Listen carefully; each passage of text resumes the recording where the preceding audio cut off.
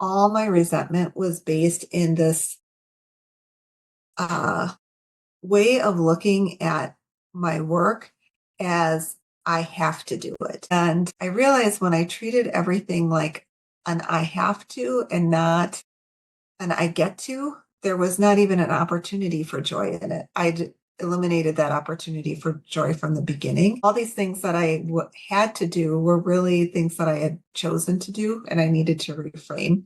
So when I recognized that, came up with a mantra for myself, which was to do more of the things that I love and to love more of the things that I do. When I would catch myself thinking, I have to do something, I'd say, nope, I get to do it. And what about this can I love doing? But I would really, really work to find the joy in what I was doing. And with practice, that became much easier. And once I was able to make it a habit, it changed everything. Welcome to the UpliftHER Leadership Series, a segment on the Self-Care Goddess podcast, a special space where holistic self-care meets high performance and the feminine leads with grace, power, and purpose. This podcast is your pause in a productivity-driven world, a space to reset, regulate, and reconnect with feminine wisdom and visionary leadership. I'm your host, Rita Savoya, holistic nutritionist, trauma-informed breathwork coach, and founder of Breathwork Barista. Each week, you'll hear soul-expanding stories and thought-provoking conversations with women leaders, founders, and change makers who are redefining success and what it means to lead with heart. These are the conversations we need to create the future we desire, rooted in self-care, integrity, and soul-aligned leadership. Breathe in your power, breathe out the overwhelm, and let's begin. Hello, and welcome to another episode of the Self-Care Goddess podcast with today's special guest on the UpliftHER Leadership Series. Before we get into it, as you know here, we walk the talk. Let's just really take a few minutes out of our busy schedule to tune out the outer world and just tune in for a few moments. So if you're able to and feel comfortable, I recommend either lowering your gaze or even closing your eyes to completely forget the outer world for just a few moments here. And I invite you to follow your inhales and exhales in and out of your body, perhaps counting in 2, 3, 4, out 2, 3, 4, or at your own pace, whatever feels more natural, but just deepening those inhales and exhales. Really feeling the expansion of your inhales, expanding the belly, the chest, and then the contraction of the exhales. I invite you to quickly scan your body for any areas where you might be feeling some tension, stiffness, maybe some soreness. I invite you to channel the exhales into those areas. Extending the exhales and channeling them through those areas will actually help you soften, relax, completely surrender. Nowhere to go, nothing to do here, but to be present.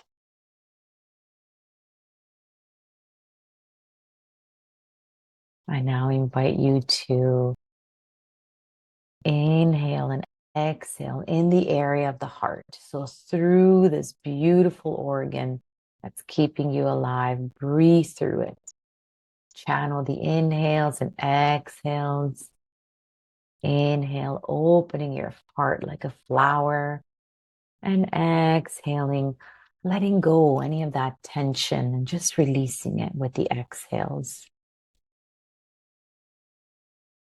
Helping you ground, stay present, and just be. I now invite you to visualize someone that you're grateful for today. Visualize this person as if they were right here in front of them. Acknowledge them and imagine a white light sending love, gratitude, and appreciation from your heart to their heart.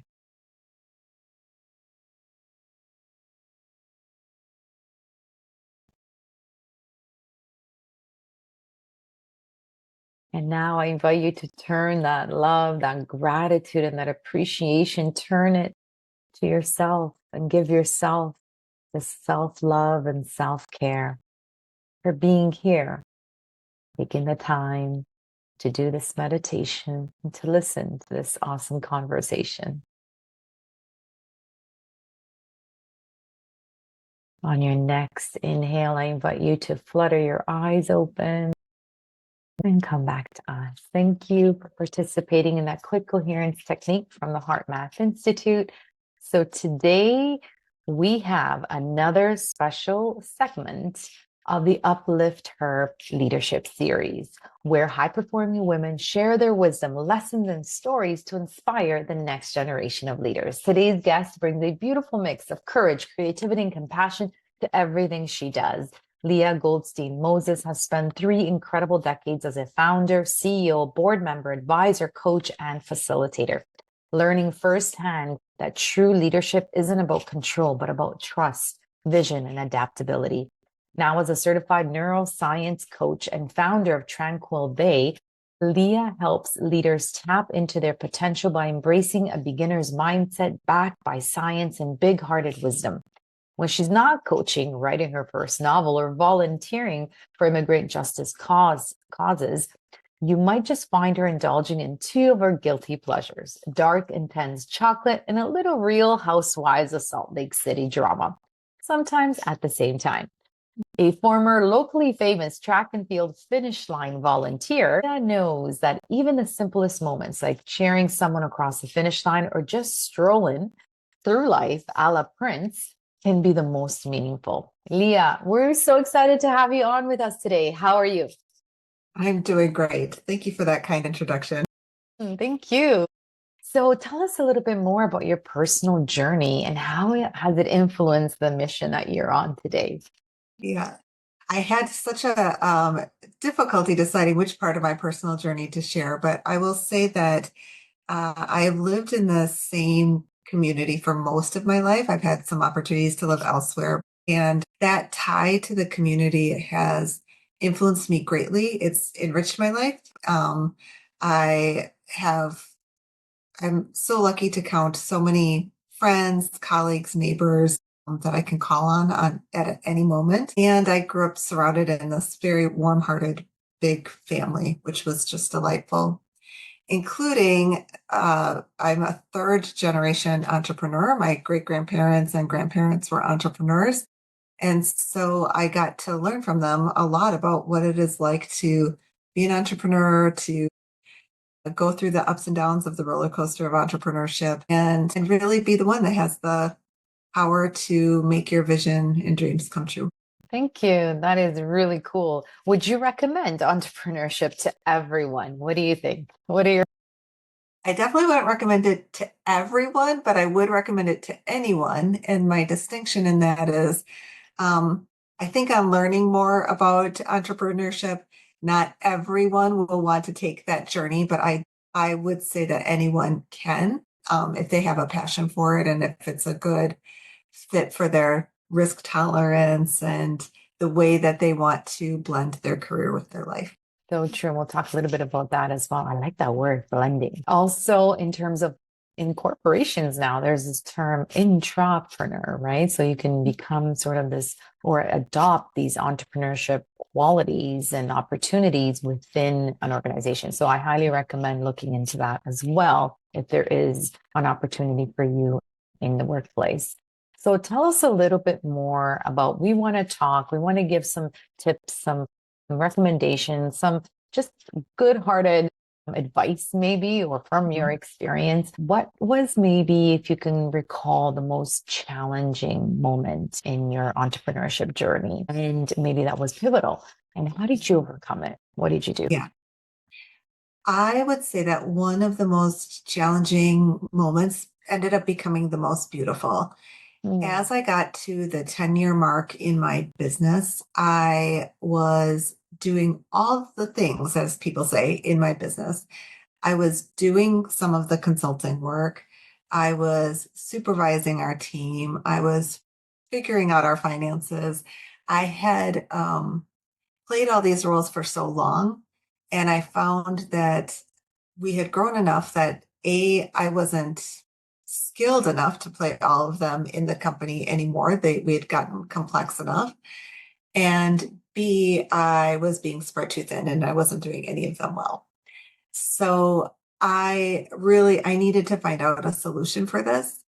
There were things that, for example, I was still spending about 30% of my work week delivering the services that our company delivered. And our clients loved working with me. They loved working with everybody, but often they would hope that I would be at a meeting or I would be on a phone Mm. call. And at the same time, I would feel called to deal with maybe a staff person that was looking for some coaching or working with a bank. So many different competing priorities. I decided to structure a mini sabbatical for myself to find a solution. And when I say mini, I really mean mini. 1 month, I structured my days so that I would check in every day, but check email and attend meetings from 10 to noon. And then I would take the rest of the day to think and process and understand my role. And I came out of that realizing that what the business was really calling for was for me to set aside the direct consulting and really focus on growing and running the business. And it took me a whole month to realize that I had a lot of grief with that I loved doing the consulting. That's what I got into this for. It's also the part of the business that I was best at. So, and yet the business needed me to step into a role of leading the business and focusing on managing the business. So, in that month period of time, I had to come up with a way that I could navigate that grief, still stay connected to the part of the business, the consulting that I loved, while also doing the role that the business called for me to do. And the way I decided to do that was serving as a liaison between the business and our field by mentoring up and coming people in our field, writing articles and thought pieces for our journals in our field and attending our conferences. So it wasn't a very large part of my role, but staying connected to the field was a really important role for the business. And it was an important role for me to stay connected to the things that I loved so much. Wow, that's interesting that you call it grief. Why that word? I'm just curious. It was like something was dying or yeah. Yeah, when I decided to let go of the consulting, there was grief. There's Consulting is a very satisfying Mhm. business role to have. You meet with people, you come up with solutions, you get immediate feedback. In some ways, it's much more satisfying than uh, leading human resources for the company, which is always evolving and never changing and doesn't come with that deliverable at the end. Yeah, It's just you're always nurturing it and doing it. I So agree. I was sad to let go of it. But at the end of the day, I came to just love managing and leading the business. Amazing. I resonate with what you're saying so much. So when I still do workplace wellness consulting and I love it. I love the whole project-based work. I love coming in, offering solution, implementing. Sometimes, you don't get to see how well it's done or how well they've, implemented the second iteration of the program or whatever. But at least, yes, there's that definitely satisfaction and that so grateful that you've done it. And interestingly, when I was running my business in Dubai, I was running an HR consultancy. I Mhm. was like you, I was like, I don't want to deal with people, even though I'm in HR. My background Yes. is in HR. So, and I was doing HR programs, but I was like, no, I'm just going to contract associates that have their own business that are independent contractors and project based, and I will just manage them on that project, but I will not manage their day to day human Yeah. resources stuff. So I get you. I totally get you. Yeah. Yes. And I think, both of those models come with their joys and challenges. By having our own team members, we are really able to coalesce as a team, develop a team identity, a group identity. But at the same time, when you're in a team, there's a lot more navigation of whose preferences are prioritized. So there's pluses and minuses to every model. What would you say was like your biggest challenge when you had to shift to leading the actual teams? What was something that was unexpected that you had to deal with? I'll think of a story in a minute, but I would say, to go back to something we were talking about, I actually found emotionally I needed to build small wins into my monthly, quarterly, annual routines and really acknowledge and celebrate them, because I was so used to that dopamine hit from finishing a consulting project or delivering a deliverable.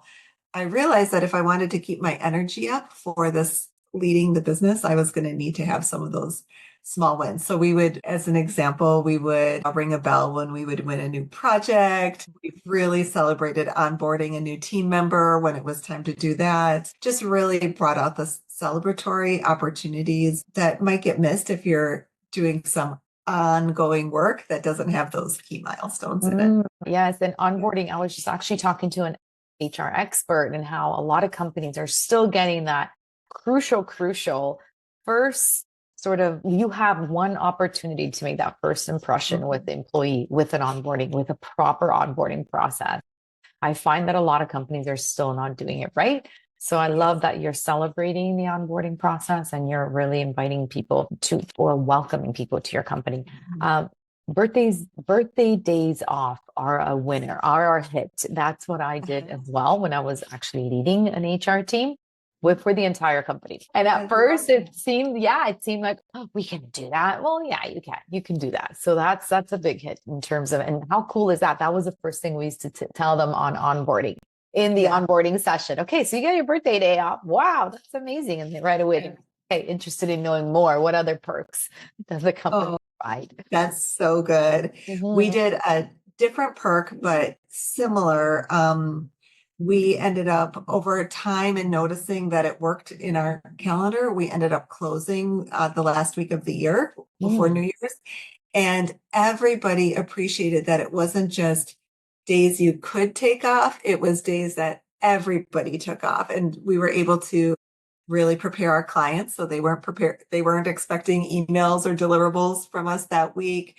We were able to work our schedule around it. And it was such a gift to really allow people to have a once a year whole week that they could truly disconnect and not have any expectations. Exactly. I love that. Really. And you can plan for it. You can definitely plan for it so that you can have that week off. Yeah. And it's just so busy for everyone. It's such a beautiful way to tell the employee, the team member, we care, we understand, you're seen, you're heard. And it's just so beautiful. And it does create loyalty. This is what many employers miss is, you treat them right. They will, most employees will really have that loyalty for you because they care, because they know you care. Yes, absolutely. Not rocket science, but oftentimes employers are just getting it right. Yes, amazing. So what is the one thing that you love in that role, in that leadership role that you perhaps didn't have when you were doing the consulting work? I think the thing that I loved the most was finding the areas where I had some wisdom and experience and could share those with others and see that reinterpreted through their own strengths and circumstances, and watch people shine, taking a little bit of what I offered, a little bit of what they had naturally, and really just come up with their own special way of doing things. I loved seeing people shine and find solutions. Amazing. I love it. I will say also another thing that I loved, and this might be a good time to pivot a little more to what I do now. I found that once I got over the hump of feeling like I was grieving doing the consulting and got into entrepreneurship and managing the company, there were so many opportunities for creativity, ways of looking at our budget differently, ways of forecasting differently, ways of connecting with our clients in new ways. I loved the constant set of challenges or opportunities that would come at us and being able to really respond to them creatively. And I'm no longer in that CEO role, but I really try and bring that value of creativity and problem solving to all of my current work, that coaching and strategy work that I do with my clients. Yes, they're never lost. Those things where we use them back then, and now we sort of reinvent how to apply those skills and lessons learned. Isn't it? It's amazing. It really is. So, have you experienced burnout? Burnout is such a big issue for so many people, especially women. I feel like we're suffering in silence. And burnout is often when it's almost too late to actually, that's when you feel it, when you're really at the end of burnout. So tell us, have you experienced it? And what are some warning signs that we could also watch out for? I experienced a pretty severe case of burnout. It's probably been 7 or 8 years now since it happened. I found myself just exhausted, really struggling to find things that were interesting me in the work, things that I was drawn to, feeling resentful of perfectly normal things like questions about a policy or requests for something new. And feeling just really, put upon. And it was challenging. That is one thing about being an entrepreneur is you get to do different things all the time, but it's very hard to walk away. And actually one of my worst days of burnout was when someone that I loved decided to leave the company for a new opportunity. And I found myself both sad that they were leaving and also bitter that they got to leave and I didn't. So that was a good sign that I was very burnt out. Yes, I love that. Thank you for sharing those warning signs because there seems to be a common set of warning signs that the other ladies have when they reply to this question and answer this question. Very similar. So I like that because then we can compile them and say, hey, these are the most common warning signs to watch out for. So how did you overcome it? What did you do? For me, the most important thing was a mindset shift that I supported with some behavioral changes. So I realized that all my resentment was based in this way of looking at my work as I have to do it. All my mindset was, oh, I have to do this. I have to get to this meeting. I have to respond to this email. I have to. And I realized when I treated everything like an I have to and not an I get to, there was not even an opportunity for joy in it. I'd eliminated that opportunity for joy from the beginning. And I knew I needed to have a mindset shift because while it's true that an entrepreneur can't really abandon their business, at the same time, I chose to be an entrepreneur and I chose this business and I chose to grow it. And all these things that I had to do were really things that I had chosen to do and I needed to reframe. So when I recognized that, I came up with a mantra for myself, which was to do more of the things that I love and to love more of the things that I do. So when I would catch myself thinking, I have to do something, I'd say, nope, I get to do it. And what about this can I love doing? And it might not even be a very big part of it. It might just be that someone that I really like was going to be at the meeting with me, or I would get to have a delicious coffee afterwards or, something. But I would really, really work to find the joy in what I was doing. And with practice, that became much easier. It was hard at first, but it became much easier. And once I was able to make it a habit, it changed everything. I haven't felt burnout since. It's so awesome. Such a simple little reframe on just changing a few words and, of course, feeling that need, that necessity to shift that mindset towards that. But that's got to be the first thing, the awareness, and then the actual wanting or willingness to do it. It's so powerful. I love that. Yeah, reframe. Cool. Yeah. Yeah. So, do you believe in work-life balance? Is there even such a thing? And what are your thoughts on that? Or, I kind of like what you said, blend. But Yeah. yes, tell me, what are your thoughts? Because given your burnout experience, you reframed, and then you said there were some other behavioral things that you did as well. How are you balancing it all so then Yeah. you're not, you don't reach that burnout? Yes. I will say that I do think that there is work-life balance, and it is surprisingly hard to get. And no one is going to get it if they aren't also taking some time for themselves. And that is what I had let go. I wasn't doing things that I wasn't doing anything just for fun. Everything I was doing was just either for work or for my family or because it had to get done.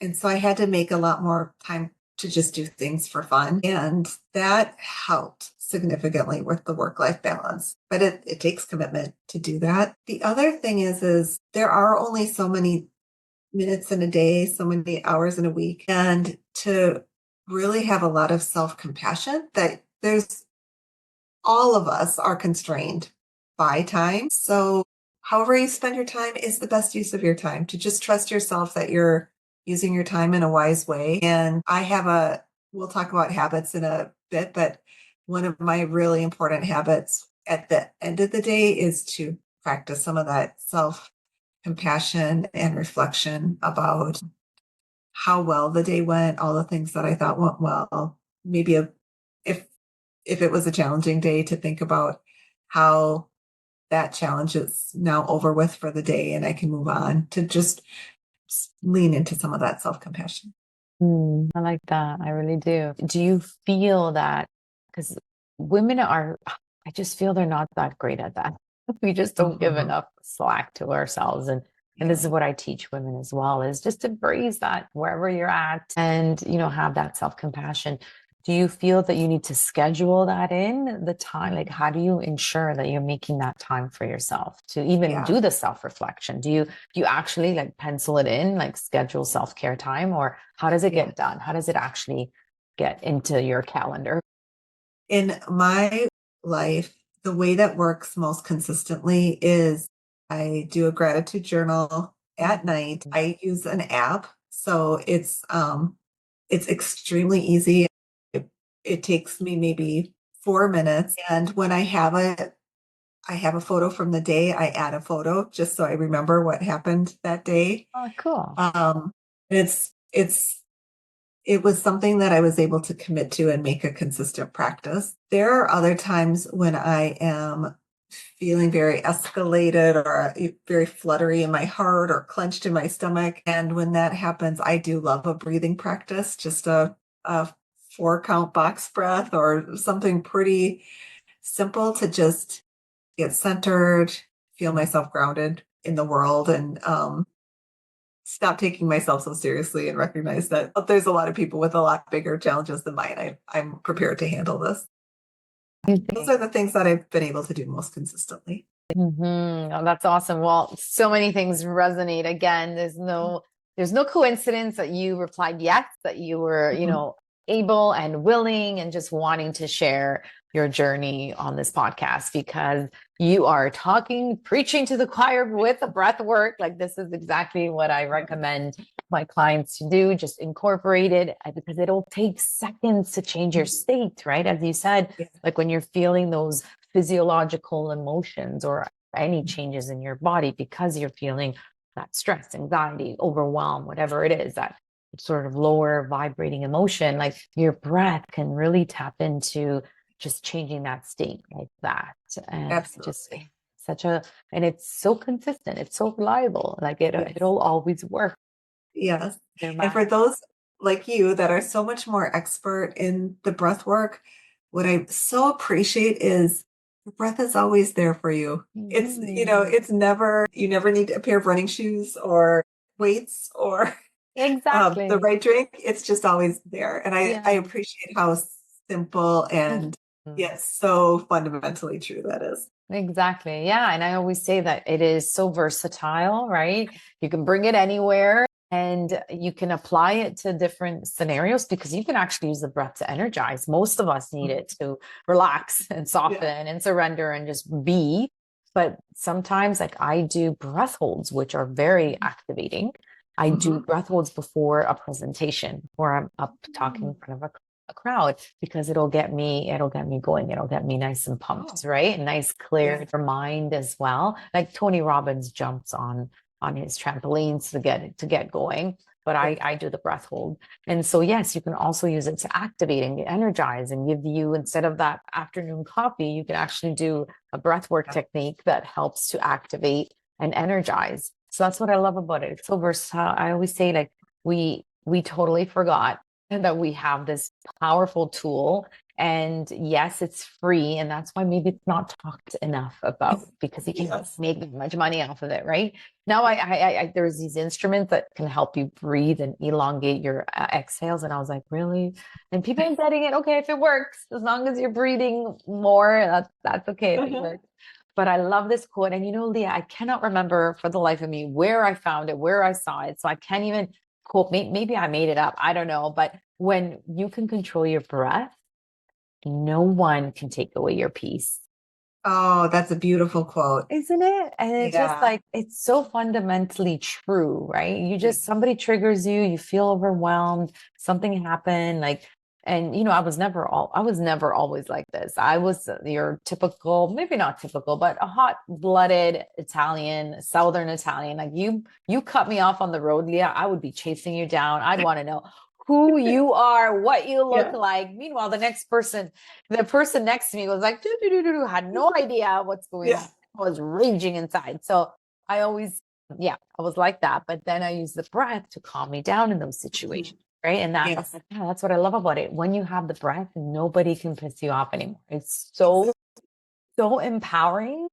You know, that really, if anything triggers you, go back to the breath and you just can't, you can't be upset. You get over it very quickly for that moment in terms of reactivity. So it's so good. You mentioned this kind of situation where there's conflict. And I love that recognition that it doesn't mean that the conflict is over. You still might have something that you need to have a conversation about, or you choose to ignore, or whatever it might be. But it does mean that you're not coming from a place of reactivity. You're able to just come from a place of calm and really with your own best interests in heart, as well as the broader global interest.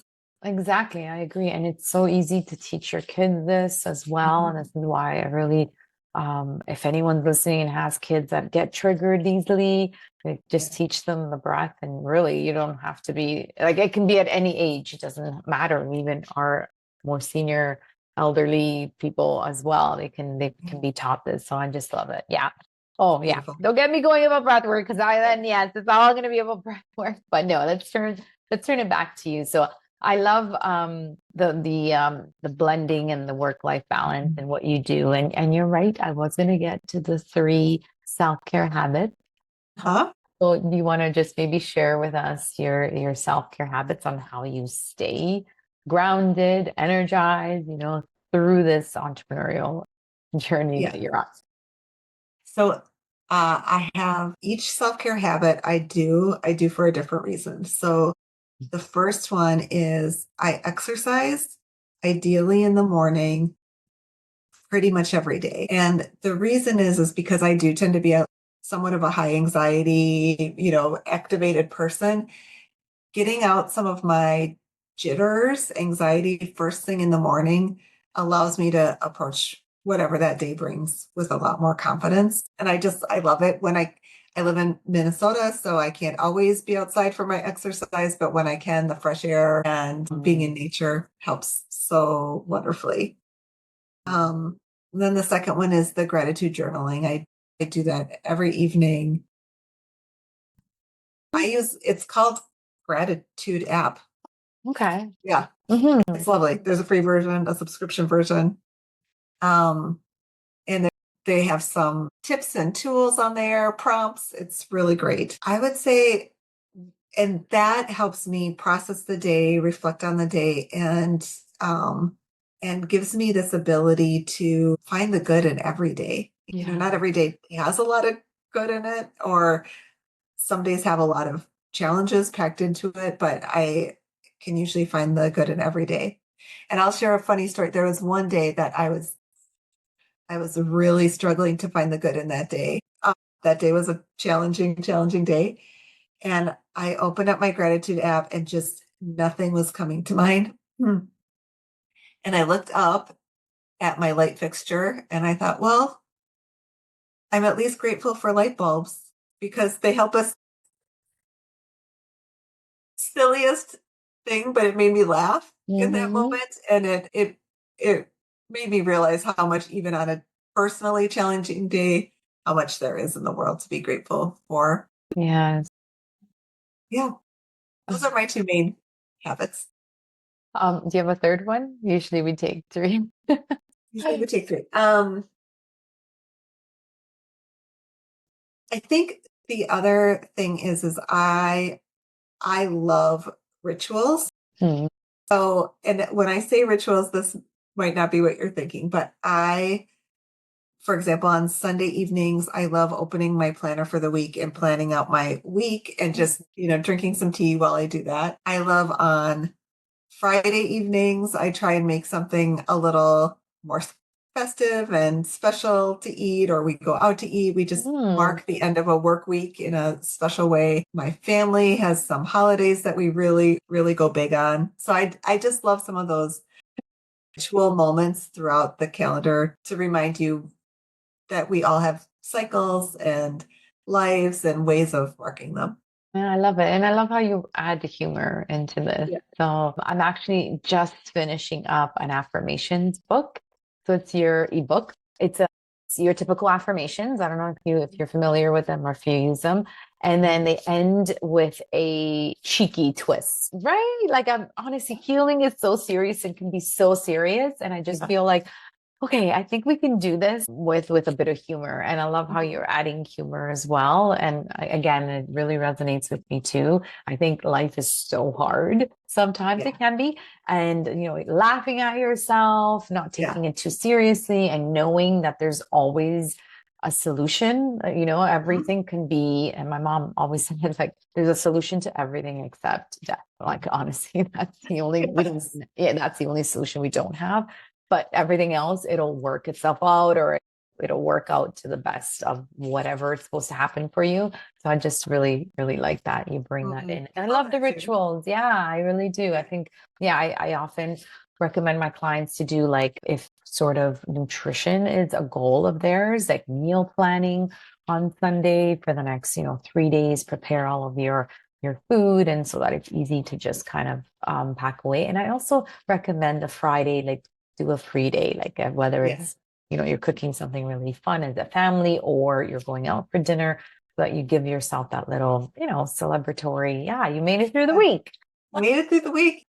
Exactly. So cool. I love it. I love it. So I think we touched upon this on our pre sort of conversation that we had. And Leah, this was not a theme that I was actually thinking it was going to come up, but a lot of the women that I spoke to felt that it really resonated with them too. And I'm talking about balancing, here's that word again, Mhm. balancing masculine and feminine energy within the industry. And that you're in, or even the role that you're in. And it's really quite insightful that it doesn't really matter the industry that you're in. A lot of the women that I'm talking to feel that somehow they're being pulled into adopting, their masculine energy more so than their feminine. And, just very quickly, I had to do that when I was in Dubai. I just felt to be respected, to win those contracts, to just in general, to do business. I had to really adopt more my masculine energy. And I didn't even know I was doing that. And who knows, maybe that was the reason why I felt sick and I started feeling digestive issues, brain fog, all those other things that I actually helped reverse. But it wasn't until I got back to Toronto and I was helping my mom, nurturing her back to health, that I realized, wow, I kind of like being in the feminine more, or at least having it more balanced, right? Where I can tap into the masculine, which is more of that sort of action, implementing, doing. And then the feminine is more of the being, right? So yeah, let me ask you, have you experienced that in your entrepreneurship journey? What are your thoughts on that? Such an interesting question. So I do tend even to lead and take action with a lot more feminine energy than masculine. You always have? I believe so. Hmm. It's a really good, I'm thinking back to the Leah who was in her 20s and in her 30s. And I've brought a lot of nurturing, care, collaboration, thoughts about cycles and rituals to my leadership for a long time. But what's interesting is I found there were times when the situation called for more masculine energy that I needed to prep myself and bring that energy. And sometimes it was when a really hard decision needed to be made. And there really wasn't, as much as I would try and find a third way or a collaborative way, there wasn't a solution that was going to please everybody. And I needed to make the call. And what I found is those times when that was happening, I needed to just acknowledge it and trust myself that I could bring that energy to that situation and that it was actually going to be helpful in that situation.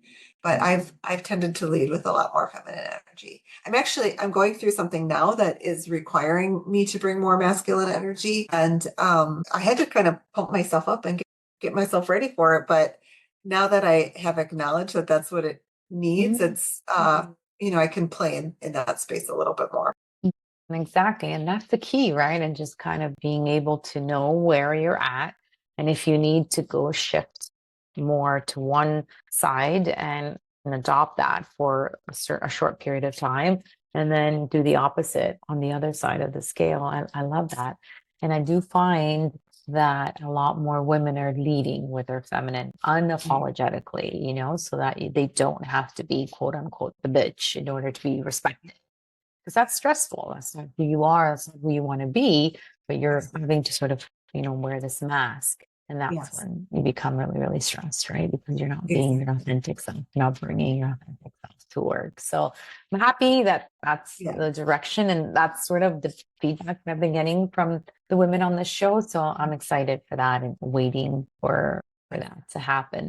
Have you recently I came across something, oh, I wish I had it in front of me, that talked about the life cycle of feminine energy that, and it was something like the maiden, the matriarch, and the crone, and that each one it's different. It evolves over time, and it's this idea of there might be a lot of innocence and creativity and weaving and things that come as a maiden. And that as you get a little bit older, you might be doing some more mentoring and bringing people along and showing your leadership, really focused on that. And then there's the crone where you're really leaning into your wisdom and your ability to teach others and help others learn from your wisdom. And I have found that while I've tended to always lead with my feminine energy, it has evolved a lot as I've gotten older, that I am not as, I'm no longer as concerned about whether everybody gets along and is enjoying themselves. And I'm more concerned with, is everybody able to lean into being their best? So, are we bringing out the best in people? Not, is everybody having a good time, or does everybody like me or like each other? And I like that, yes. And that does come with a level of maturity and wisdom, to that point. And kudos, thank you for this. I'll definitely look into it because it will change as well. And and that's why when my parents say some things and I'm just like, oh, why would you say that? They're just at that age where they don't give a shit anymore. They're not people pleasing anymore. They're just done with all that and they can just say what they want, which sometimes might not be as inappropriate actually. But I love that, going through those stages and embracing, which is a nice little segue into my next question. What would you tell your younger self? What advice would you give her? Yeah, you can pick the Yes. I would tell my younger self something that you talked about earlier is it all works out. You don't have Mm. to, if as much as you can, let those sleepless nights go. Just get your good night's sleep. No reason to wake up at 3 in the morning and let your head spin about whatever thing is on your mind because it really does all work out. And you have the strengths and solutions within you to figure it out. So get the good night's sleep. Don't worry Yeah. about it. So Yes, I love that. I love that. That's so important. So important. There's an affirmation from Louise Hay I absolutely love, Leah, and it's everything is always working out for my highest good. I love that. Right. And then she has another one like, and out of every situation, only good will come to me. So Oh, I've really leaned into that during yeah, these stressful times and uncertain times, and yeah. really so that you don't really put yourself into this stress mode where remember our bodies cannot heal if we're always stressed. And most of us are in this fight or flight Mhm. sympathetic nervous system state. And again, the breath can help you get to the parasympathetic because you cannot heal when you are stressed out. Because think about it, Right. your body will not prioritize digesting your food or, getting those beautiful hair and nails going if it thinks you are in danger.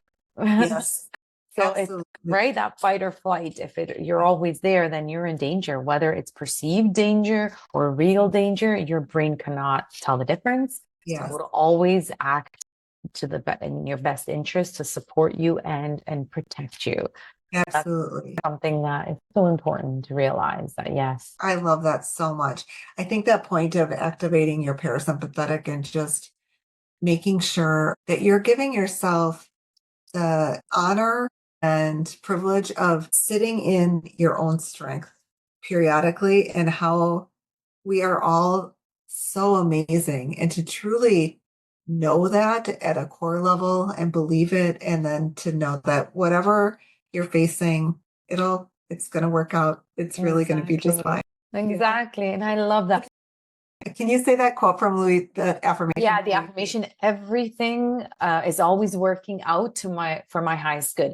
But Oh, I actually have a funnier twist to it, but I'll share the ebook with you for sure. And out of every situation, only good will come to me. yeah. So it's so Yeah. cool. But let me ask you this, because I know you have a daughter or two. How many I daughters? have one daughter and one son. Okay, so a daughter. Do you think that, like, she's in her 20s, I believe, right? Yeah. So if we tell her this, do you think she's at that level of maturity to say, okay, I get it? Or do we have to experience life in order to come to where we are today and be Yes. like, yeah, all right, I get it now. I wonder this because obviously I've done so much work, so personal Yeah. development work, and I was not like this in my 20s, as I mentioned earlier.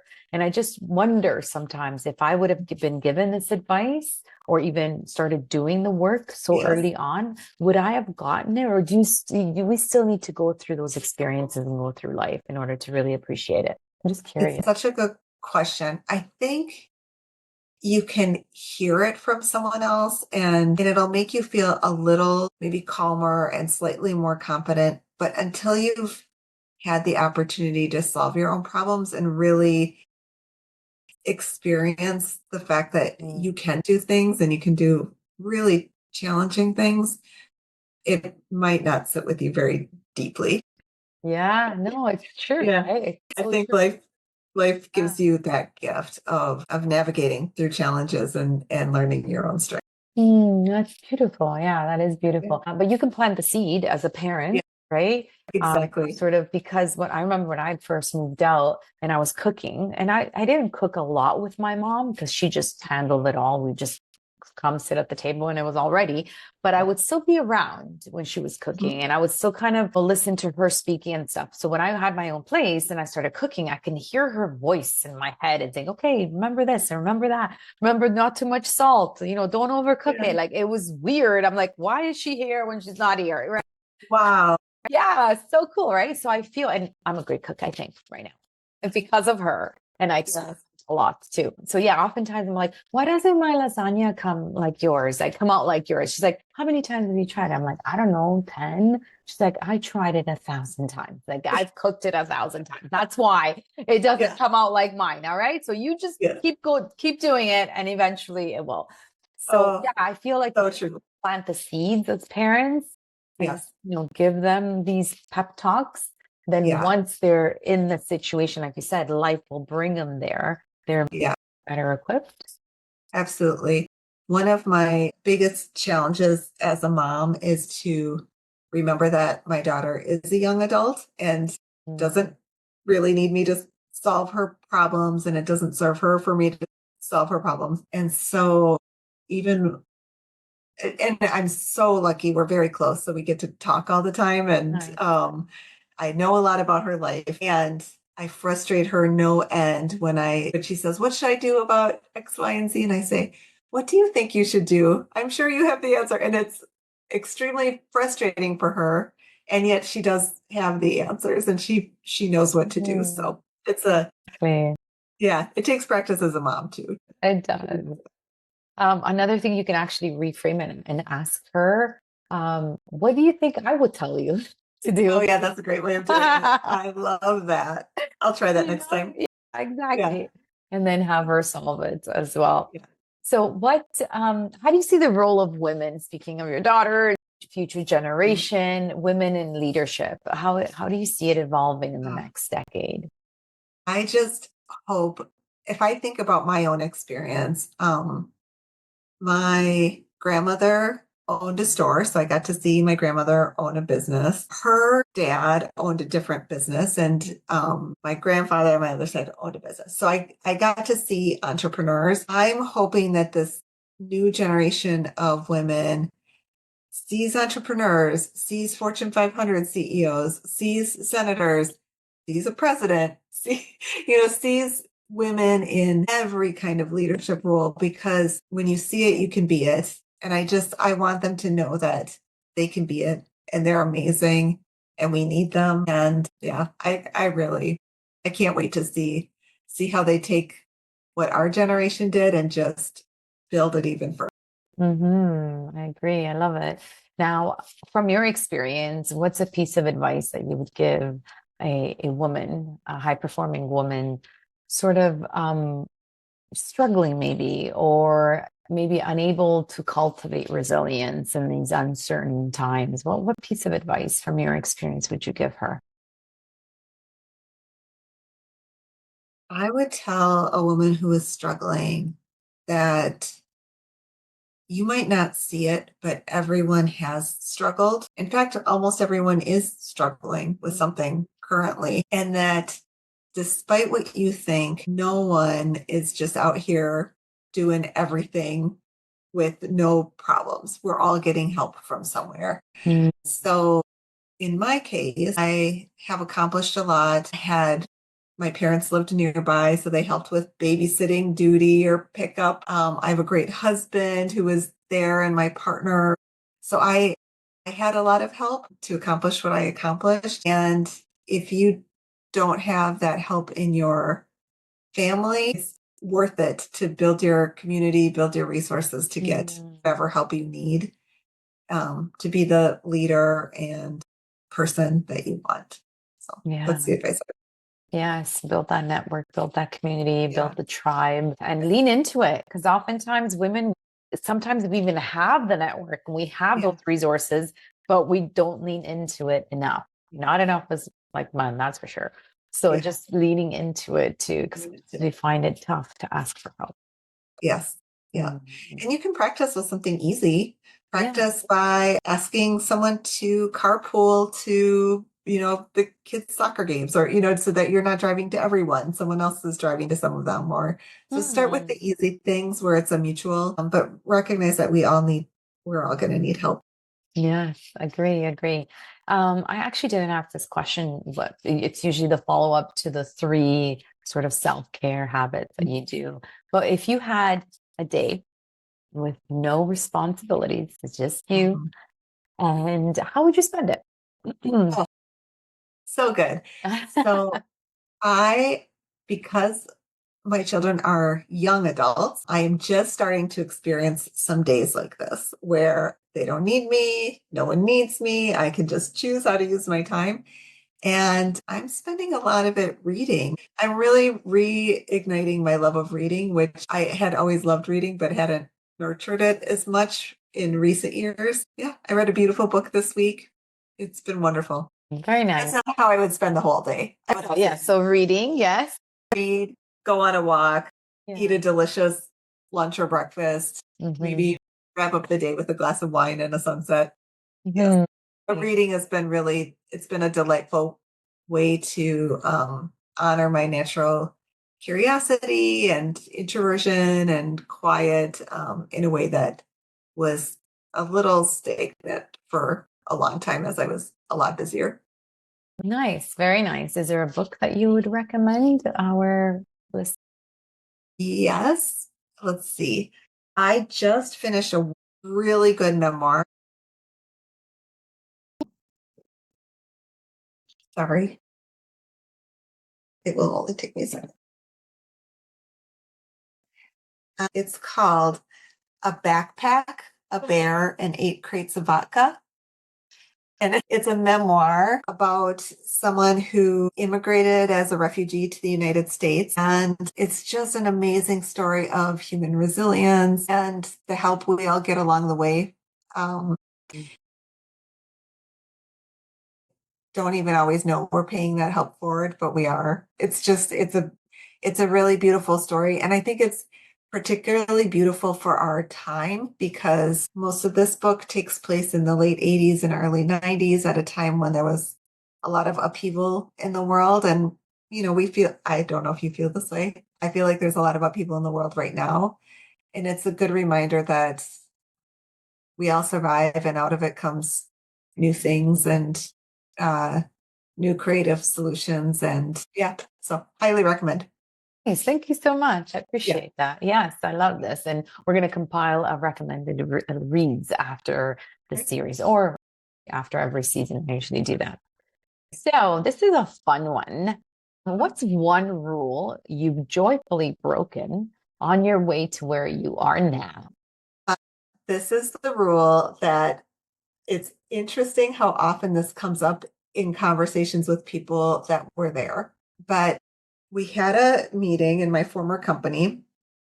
I was leading the meeting and facilitating it. And we were in the meeting addressing some stress, some things that were on the horizon that looked a little risky, some uncertainty. So there was stress that we were talking about and we needed to address. And I, in the meeting, said, one of the reasons it's so important to me is because I love you. And I didn't really think anything of it at the time, but the team came to call it the I love you meeting. And several of them have said that now they use that word very frequently in their work life, like not just, and I don't think nonchalantly. I think when they legitimately have a close relationship with someone to say, oh, I love you. And I will say that I am someone who expresses that word really easily. I certainly hadn't used it in a work setting before, but I have a great deal of love for the people in my life. So it's an easy word for me. But yeah, that's a rule. I told people at my office that I love them. I love it. I love it. Yes, that can definitely spook some people for sure. Yeah. What do you mean you love me? Why? What's going on? Luckily, it was in a group setting, and I think I haven't heard that it spooked anyone. I heard more that people really felt connected to the conversation. Amazing. That's amazing. So, if you could have lunch with one woman, and sometimes I know we want to have lunch with more, past or present, who would it be and why?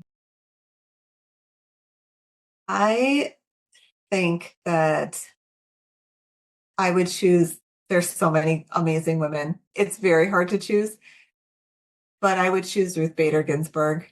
She's just so iconic and such a fighter for justice and made such an impact for the US that she's the one I would choose. I would love to talk with her and hear about how did she get so courageous What did she tap into? How did she know that she could do it? And did she think she was making such a difference at the time?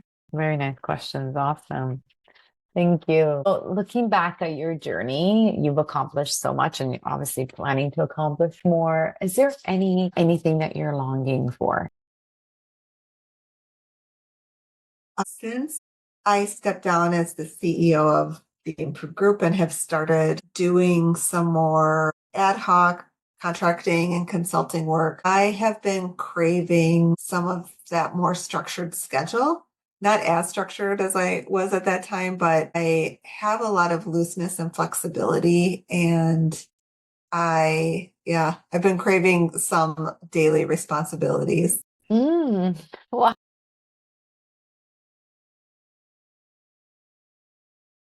I can handle more. Yeah, I benefited from, I can get more done when I have more to get done. And I don't always want to be focused on accomplishments, but I think I'm in a phase of my life where it would be good to have a little more responsibility. Nice, nice. Be careful what you wish for. I know. So So, what is your legacy? What do you hope to leave for the next generation of women leaders? I think for women leaders, I'd really love to leave a legacy of it's okay to lead from your heart and that your heart isn't going to steer you wrong. And to take time to really listen to what your heart is telling you. I love that. Like, It deserves a little heart. I love that. I think as part of that too is that I get to work with these amazing, successful women. And no matter how successful they are, they're still, all of us are susceptible to looking at someone else's definition of success and measuring ourselves by that definition. And what I really, really want to impart in almost every conversation I'm in is trust your own definition of success and just and trust that you're in the right place and you're accomplishing it and try and tune out the noise of what someone else's definition is.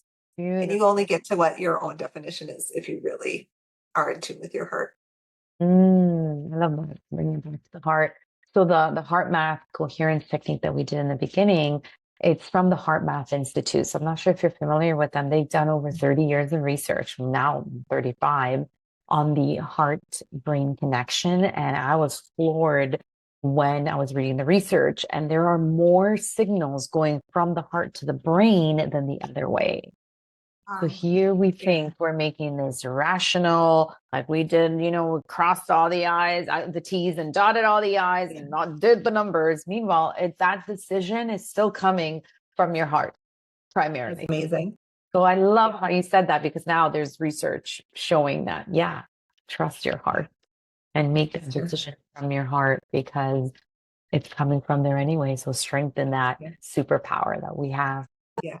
I love it. Thank you. Your brain, because I did do a little bit of study into neuroscience, your brain's job is to keep you safe. And sometimes to keep you safe, it's not going to tell you the truth. It's going to, highlight risks that aren't there and so your heart is not ever going to lie to you. So just, if you can, just listen to what your heart's saying. So what are some suggestions to listening to your heart? What would you recommend? How do we do that? Yeah. How do you do it? Journal. So if I'm really facing a puzzle, I write it out. I write down all the things that I'm worried about, that I'm thinking about. And then in that, usually my heart-focused wisdom comes through. Not at first, takes a little bit of time, but after I've gotten all the thinking out, the heart wisdom comes through. Meditation is great if it's something that you can do. Yeah. And just a few moments of quiet to breathe, listen, notice what's happening. I did not pay her to say this because we keep coming back to the breath. Leah is coming up with this. Okay. I know it's so true. It's so true. That's what I would recommend as well. Just literally sit with yourself and ask for signs. I don't know if you do this, but I recently started doing more of this, just asking for signs. Like, am I on the right path? Give me a sign if this is the decision I need to make. And, some people have guides that they tap into. And if that Yeah. works for you, tapping into those guides to help you make that decision or maybe kind of differentiate or distinguish which way to go. So I love that. I usually get like after the breathwork session, I can't wait for you to try it and experience it.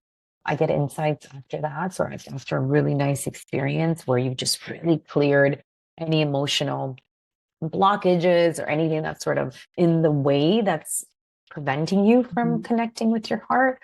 So I love doing that. Nature does that to me too. Nature walks, like no phones, no nothing. Just go and literally listen to just beautiful sounds in nature and then ask the question while I'm walking. And then usually when I come back the next day, I usually get insights in the shower, believe it or not, where I'm doing this like mundane thing. And it's just like, that's exactly what I should Yeah. do.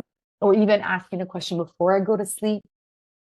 Yeah. And so that the mind can tap into the subconscious and sort of figure it out in the subconscious realm. And then when I wake up, I kind of get, or through dreams, I kind of get answers, and that's kind of, trusting my heart more than my. I've recently started that one where before I go to bed, if I'm thinking about something, I just say, can I have an insight about this during my sleep? Either by the time I wake up, it's something that I realize, I didn't need to worry so much about it. Or I've come up with like a new angle or a new perspective that I didn't have. Yeah, I love that technique. Yes, so beautiful. Well, we're going to get to the rapid fire questions. So let's not overthink them. Yeah, just kind of fun one answer. Well, there is one that's a little bit longer, but that's okay. So, one word to describe you as a leader. Creative. Morning person or a night owl? I am a morning person. Coffee, tea, or something else? I think I know the answer to this. Oh, really? Okay. I thought you were going to say coffee. Okay, cool. Mountains or ocean? That's a hard one. I oceans with mountains nearby. Pizza.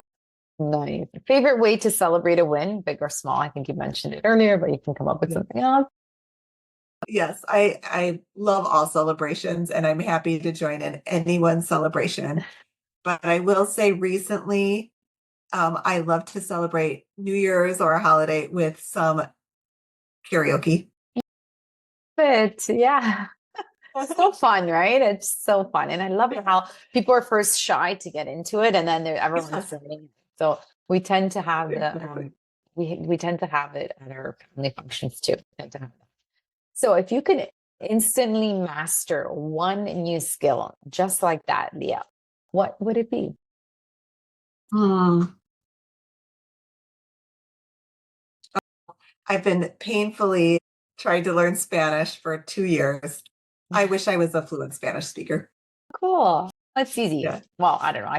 Says the Italian girl, because 80% of the language is probably very similar. Yeah. Totally. But yes, I mean, the best way to do it is to actually speak with someone that is Spanish speaking. And then you kind of mess up and you learn in that way. So there's quite a few services actually and apps that you can exchange. Like they learn English and and you learn Spanish from them. So look into that. Yeah. Good. I love the tip. Thank you. Yeah, no problem. Okay, so what's next on your bucket list? Immediate and then more future oriented, let's say 10 years from now? Yes. I am going to be spending some time this summer at Yosemite National Park in California. I'm really looking forward to unwinding, hiking, seeing the natural beauty, just being engulfed in the majesty of the world. 10 years from now. In 10 years, my kids will be actual adults then. And I'm just really looking forward to seeing them as adults and see them live their own lives and being part of it and cheering them on. And yeah. Oh, that's beautiful. Thank you. And now you've mentioned this. So what does success mean to you, Leah, at this stage of your life and career? This is going to sound maybe weird, but I'm really interested in seeing what I'm capable of. I have started some new things. I'm starting a new venture, and it's very new to me. So I'm having to be patient with myself and remind myself that I'm a beginner, and I've been a beginner before, and I didn't expect to know everything when I was in my 20s. So why should I know everything now? But yeah, it really feels like keeping on going and not assuming I have limits unless I've actually reached my limits. That's very nice. I like that. So if you could gift every woman listening and watching one thing, tangible or not, so think Oprah, you get a car, you get a car, and you get a Yeah. car. What would it be? I would give everyone 15 minutes starting right now to just do whatever you want and not worry about whether it met anybody else's needs or was leading to something else or was accomplishing anything, to just do something for the pure joy of it. Yes, yes, I love that. That's cool. That's really cool. Well, we can totally do that. Yeah. Take the next 15 minutes to all the beautiful, high-performing women that are listening and watching, and just do whatever makes you happy, what feeds your soul, right? And Yeah, just that. absolutely. And it's just so regenerating to do It sure. something that you love. And that's, Yeah. that's when you're in this sort of what they call the flow state, right? So find that and just do it. And even if it is getting up for a little boogie to your favorite Yeah. song, right? Yeah. It's so easy to find some joy in Yeah. throughout the day, or even 15 minutes. Thank you so much. Is there anything that you would like to say to end and wrap up this beautiful conversation? Thank you for the gift of inviting me, and thank you for the starting it with the breath work. And I really loved it. Thank you very much. Thank you. This was such a gift. Thank you for sharing your wisdom, your humor, your heart with everything that the way you've answered the questions, the tips, the techniques, what's worked for you. Keep on strolling, as Prince says, and keep inspiring. I can't wait to see what our maybe collaboration or whatever it is can do, what we can do together. I just feel so grateful that our paths have crossed for a reason. Nothing is coincidental, for sure. You answered that email with enthusiasm, and here you are. That like had such a beautiful conversation. So I am so excited to see what's next for the both of us, and I can't wait. I can't wait either. Thank you so much, Rita. Take care. Thanks. Bye bye. Bye. Thank you for joining us on Uplift Her Leadership Series, a special segment of the Self-Care Goddess podcast. If this conversation lit something up in you, please share it with a fellow change maker, and let's keep building a new model of leadership together. Follow me on ritasavoya.com and stay connected for more conversations that blend well-being, wisdom, and bold feminine leadership. Until next time, breathe mindfully, live intentionally, thrive gracefully, and remember, self-care is your superpower. Ciao for now.